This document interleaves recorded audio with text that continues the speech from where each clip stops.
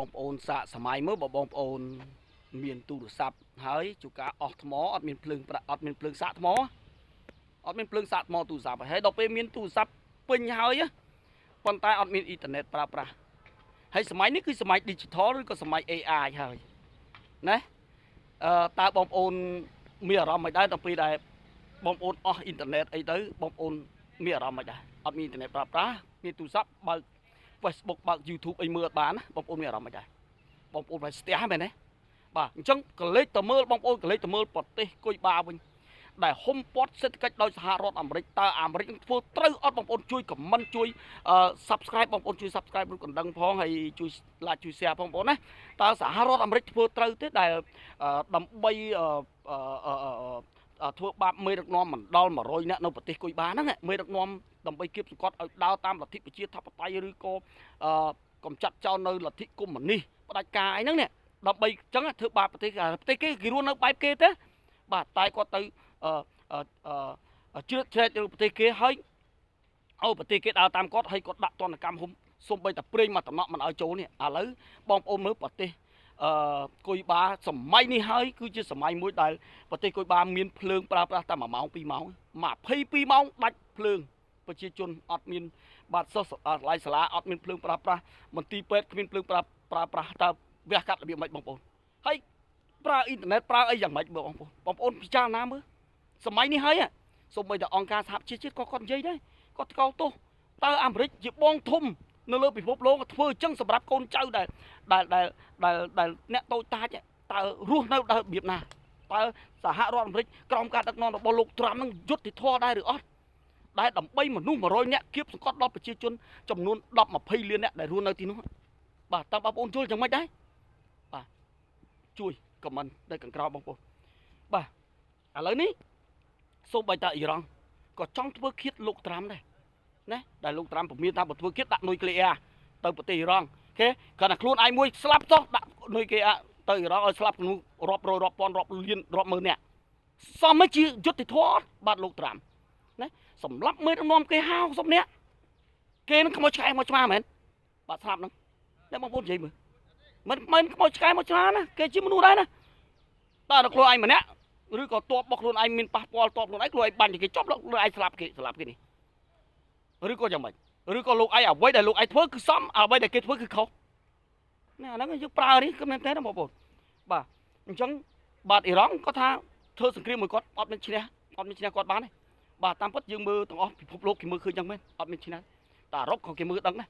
បាទអាមេរិកចេះថាឈ្នះប៉ុន្តែអូឡៃឈ្នះវាមិនឃើញព្រោះដល់ឈ្នះដល់តែមានអ្នកមួយចាញ់ចុះបើអ៊ីរ៉ង់អត់ចាញ់ផងបាទអ៊ីរ៉ង់ទោះបីជាមានការទទួលក្របបែកឬក៏យន្តហោះទម្លាក់តិចទីកន្លែងតែអ៊ីរ៉ង់នៅមានបាទថាមាននៅមានឥទ្ធិពលនៅមានអ្វីដែលសងសឹកទៅវិញច្រើនបងប្អូនឃើញមករយៈហ្នឹងតែប៉ាខ្ញុំមិនចង់ឲ្យមានសង្គ្រាមចឹងសងសឹកទៅមើលបានប្រយោជន៍អីខាតទាំងសេដ្ឋកិច្ចខាតទាំងលុយខាតទាំងអាយុជីវិតរបស់ទ័ពណាបងប្អូនបាទយើងហេតុអ្វីបានយើងមិនអង្គុយតុកផឹកតែជាមួយគ្នាសប្បាយជាមួយគ្នានៅក្នុងអាយុប៉ុណ្ណឹងចិត្តស្លាប់ទាំងអស់គ្នាហើយហេតុអីបាទណាលោកត្រាំអាយុ80ហើយបាទថ្ងៃមុនឮថានិយាយចុះនិយាយឡើងគេថាគាត់នឹងសតិអារម្មណ៍មិនល្អទៀតណាមានទេអញ្ចឹងគាត់ថាសូមបីតែនៅសេតវិមានក៏អ៊ីរ៉ង់អាចធ្វើឃាតបានដែរសេតវិមានសហរដ្ឋអាមេរិកអញ្ចឹងអ៊ីរ៉ង់គម្រាមថាបើគាត់ចង់ធ្វើឃាតលោកត្រាំគឺ very easy ងាយស្រួលបំផុតណាបាទអញ្ចឹងយើងរងចាំមើលយើងក៏មិនចង់ឲ្យមានរឿងកើតឡើងដែរព្រោះថាបូត្រាំមិននុយក្លេអ៊ែរទៅប្រទេសរ៉ង់បាទបងប្អូនយើងកន្លែងតែនិយាយពីប្រទេសគេយើងភ្លេចប្រទេសកម្ពុជាយើងហើយបាទប្រមុខដឹកនាំបាទសម្ដេចបវរក៏គាត់បានទៅបាទដល់ពេលកាំងគឺទៅចូលរួមបាទណាវេទិកាគេហៅថាសពនិមិត្តAI អីហ្នឹងបងប្អូនបាទហើយថានឹងអាចជួបបាទលោកអនុទិនហើយប្រហែលជាជួបហើយបាទណាលោកអនុទិនអញ្ចឹងលោកអនុទិនក៏ថ្លែងតាមកាសែតខៃសុតបងប្អូនអាចទៅមើលបានគាត់ថាគាត់បើកទ្វារចំហនៅក្នុងការចរចាជាមួយប្រទេសកម្ពុជាបើពីបញ្ហាព្រំដែនចំនួនព្រំដែនអីហ្នឹងបាទដោយមានការសម្របសម្រួលឬក៏បាទនៃការ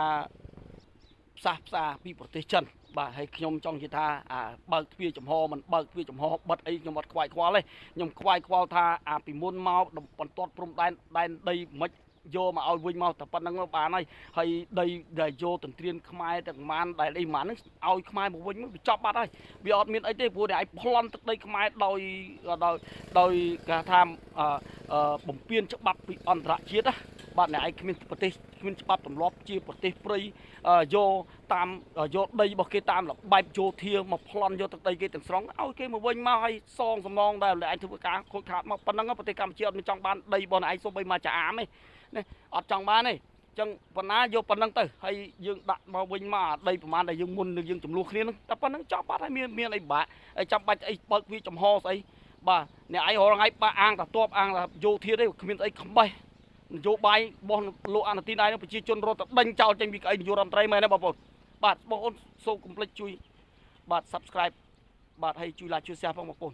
បាទនេះកុំឲ្យបានប្រជាពិធដើរអួតគេអួតឯងប៉ុណ្ណឹងទេប៉ុណ្ណឹងលោកឯងមិនទាន់ធ្វើអីសេដ្ឋកិច្ចក៏លំមកលាយទំនាក់ទំនងផ្នែកណាអន្តរជាតិក៏លំមកលាយណាហ៊ានដើរបានតែជាមួយប្រទេសខ្មែរប្រទេស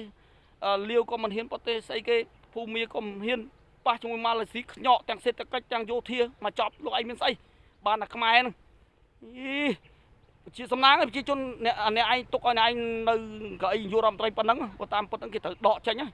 ណាប៉ុន្តែមកលោកឯងក្រាស់ដែរបាទអញ្ចឹងអរគុណច្រើនបងប្អូនខ្ញុំមានតែប៉ុណ្្នឹងហើយសូមឲ្យបងប្អូនសុខភាពល្អរស់ស៊ីមានបានទៅណាមកណាសុវត្ថិភាពតាមផ្លូវទាំងអស់គ្នាបាទអរគុណ